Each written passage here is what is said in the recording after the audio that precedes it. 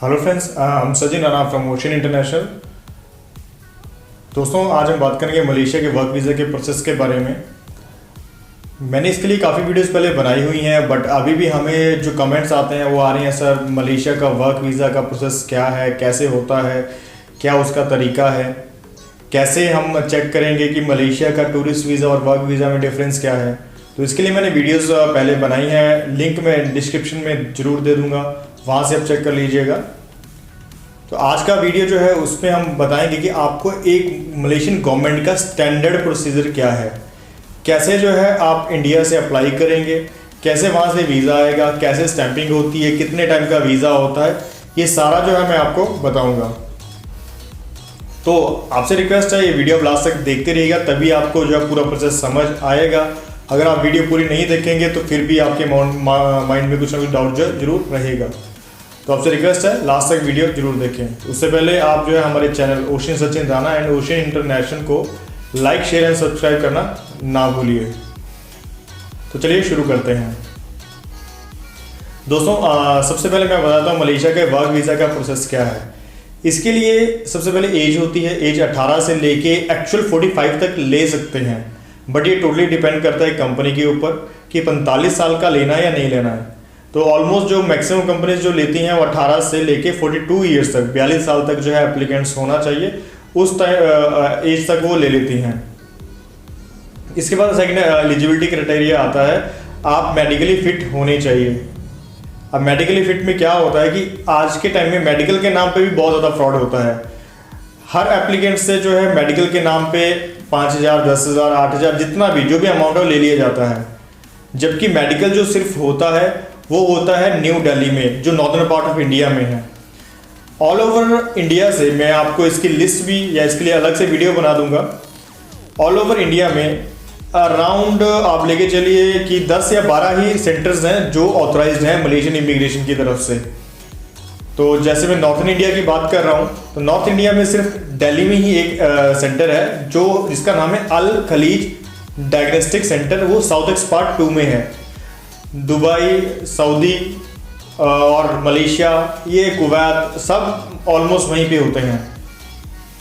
But आप particular Malaysia की बात कर रहे हैं, मलेशिया का वहीं पे होगा। वहीं पे आपको जाके आज की जो फीस है, नवंबर 2018 में जो फीस है वो है वहाँ पे 5,350, 5350 रुपये, जो आपको वहाँ पे मेडिकल सेंटर में ही पे करना होता है। उस मेडिकल सेंटर में आप ये बिल्कुल बेफिक्र हो जाइए कि वहाँ पे किसी की सेटिंग है, वो वहाँ पे 5,000 ले लेंगे, बाकी एजेंट को कमीशन दे देंगे, ऐसा कुछ वहाँ पे नहीं होता है।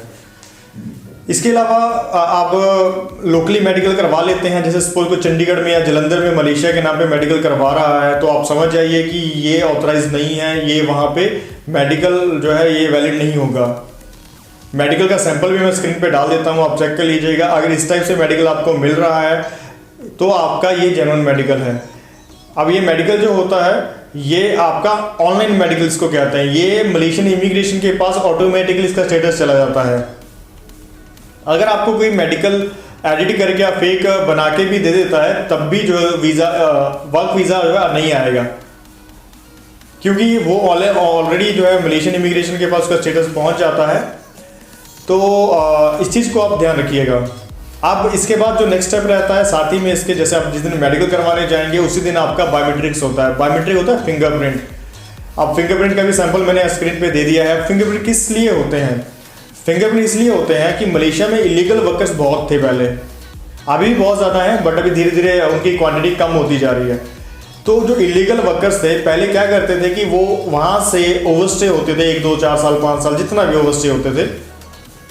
वहाँ से वापस इंडिया आने के बाद वो इंडिया में पहले सब कुछ चलता था, जब तक आधार कार्ड नहीं बना था तब तक लोग अपने नाम भी चेंज करवा लेते थे, तब तक सब कुछ होता था। तो लोग वहाँ पे पासपोर्ट वगैरह चेंज करवा के, नाम वगैरह चेंज करवा के वो वहाँ पे फिर से चले जाते थे, तब वहाँ पे फिंगरप्रिंट नहीं होते थे।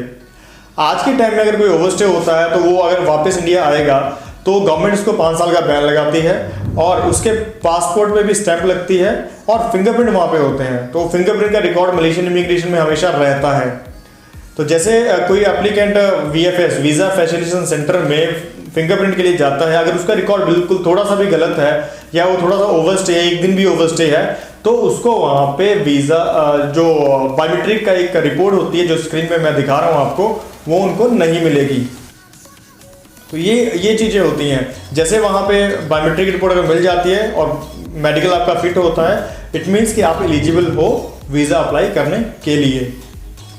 तो उसके बाद वीज़ा अप्लाई होता है, आपका पासपोर्ट लगता है साथ में, आपका मेडिकल, बायोमेट्रिक रिपोर्ट, फिंगरप्रिंट्स की रिपोर्ट जो होती है, और आपका फोटोग्राफ चाहिए होता है वाइट बैकग्राउंड में। वाइट बैकग्राउंड चाहिए होता है पासपोर्ट साइज फोटोग्राफ। उसमें अप्रॉक्सीमेट 70% आपका शोल्डर तक जो है वो फेस होना चाहिए, शोल्डर तक आपका फोटो आना चाहिए, यहाँ तक। तो इसके बाद जब आपका एक बार अप्लाई हो जाता है, अप्लाई होने के बाद आपका वहाँ पे मलेशियन इमिग्रेशन में डॉक्यूमेंट जाते हैं। मलेशियन इमिग्रेशन में अप्रॉक्सीमेट आप लेके चलिए, it is totally depend upon company कैसी है। कई बार तो वीज़ा हमने देखा विदिन 2 वर्किंग डेज भी आ जाते हैं, कई बार 1 से 1.5 महीना 2 महीने भी लग जाते हैं। वो टोटली डिपेंड करता है कंपनी के डॉक्यूमेंटेशन के ऊपर। जैसे बड़ी बड़ी कंपनीज हैं, सपोज IOI है, यूनाइटेड प्लांटेशन है, इस टाइप की जो बड़ी बड़ी कंपनीज हैं उनके वीज़ा तो 2, 4, 10 दिन 15 दिन में अप्रूव हो जाते हैं। बट कोई छोटी कंपनीज हैं तो उनके डॉक्यूमेंटेशन में उतने ही उनको अच्छी तरह से देखते हैं, तो उसमें टाइम लग जाता है। आज के टाइम में थोड़ा स्लो हो चुका है। पहले जो प्रोसेस होता था, जो वीज़ा 1 हफ्ते में आते थे, आज वो 3 से 4 हफ्ते में आ रहे हैं। जो महीने में आते थे, आज वो 2 से 3 महीने लग रहे हैं। तो ये प्रोसेस टोटली डिपेंड करता है, वेरी करता है इमिग्रेशन के ऊपर। उसके लिए हम या आप कोई एक्स्ट्रा फोर्स नहीं लगा सकते कि जल्दी वीज़ा आ जाए। तो जब वहाँ पे मलेशिया में वीज़ा अप्लाई हो जाता है, मलेशिया में वीज़ा अप्लाई होने के बाद वो वहाँ से एक कॉलिंग लेटर इशू करते हैं। कॉलिंग लेटर ही एक तरह से वर्क वीज़ा होता है, वो आप ऑनलाइन चेक कर सकते हैं। अगर आपका ऑनलाइन कैसे चेक करना है उसके लिए भी वीडियो हमने बनाई हुई है, तो वो लिंक भी मैं डिस्क्रिप्शन में दे दूंगा, आप चेक कर सकते हैं कि आपका वर्क वीज़ा आया है। तो जैसे यहाँ पे आपका कॉलिंग लेटर आ जाता है, उसके बाद आपने पासपोर्ट लेके आप एम्बेसी में सबमिट करते हैं। सबमिट जब हो जाता है तो 5 वर्किंग डेज मैक्सिमम आपका पासपोर्ट जो है वो स्टैंप होके आ जाता है। अब इसके बाद स्टैंपिंग जो होती है वो कितने टाइम तक वैलिड होती है? एक्चुअली जो स्टिकर लग के जाता है, ये लोगों को माइंड में बहुत बड़ा डाउट है कि इंडिया से जब जाएगा तो डायरेक्टली 3 इयर्स का या 1 ईयर का वर्क परमिट लग के जाएगा। That is not possible, because जो गवर्नमेंट का स्टैंडर्ड प्रोसीजर है वो है यहाँ से इंडिया से 90 डेज का 3 मंथ का सिंगल एंट्री वीज़ा लग के जाता है। जो स्क्रीन पे मैं दिखा रहा हूँ, सिर्फ यही इस टाइप का स्टिकर अगर आपका सिंगल एंट्री 3 मंथ का होता है, that is the work permit only. इसके अलावा अगर कोई ई वीज़ा या किसी और वीज़ा पे भेज रहे हैं तो वो वर्क वीज़ा नहीं है।